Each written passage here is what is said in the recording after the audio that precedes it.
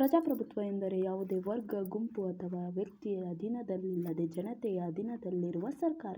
ಪ್ರಜಾಪ್ರಭುತ್ವವನ್ನು ಅಬ್ರಹಾಂ ಲಿಂಕನ್ನವರು ಹೇಳಿರುವಂತೆ ಪ್ರಜೆಗಳಿಂದ ಪ್ರಜೆಗಳಿಗಾಗಿ ಪ್ರಜೆಗಳಿಗೋಸ್ಕರ ರಚಿತವಾಗಿರುವ ಸರ್ಕಾರವೇ ಪ್ರಜಾಪ್ರಭುತ್ವ. ಪ್ರಜಾಪ್ರಭುತ್ವ ಸರ್ಕಾರದ ರಚನೆಯ ಪ್ರಶ್ನೆ ಮೊಟ್ಟಮೊದಲ ಉದ್ಭವವಾದದ್ದು 19ನೇ ಶತಮಾನದಲ್ಲಿ. 18ನೇ ಶತಮಾನದವರೆಗೂ ಇದರ ಪೂರ್ವ ಪರಿಕಲ್ಪನೆಯಾಗಿರಲಿಲ್ಲ. ಪ್ರಜಾಪ್ರಭುತ್ವ ಅರಸೊತ್ತಿಗೆಯಂತೆ ನಿರಂಕುಶ ಪ್ರಜಾಪ್ರಭುತ್ವವಲ್ಲ ಅಥವಾ ಶ್ರೀಮಂತ ವರ್ಗಗಳ ರಾಜ್ಯವಲ್ಲ. ಇದು ಪ್ರಜೆಗಳ ರಾಜ್ಯ. ಲೋಕವಾಣಿಯೇ ದೇವವಾಣಿ ಎಂದು ಪ್ರತಿಪಾದಿಸುವ ಪದ್ಧತಿ ಇದು.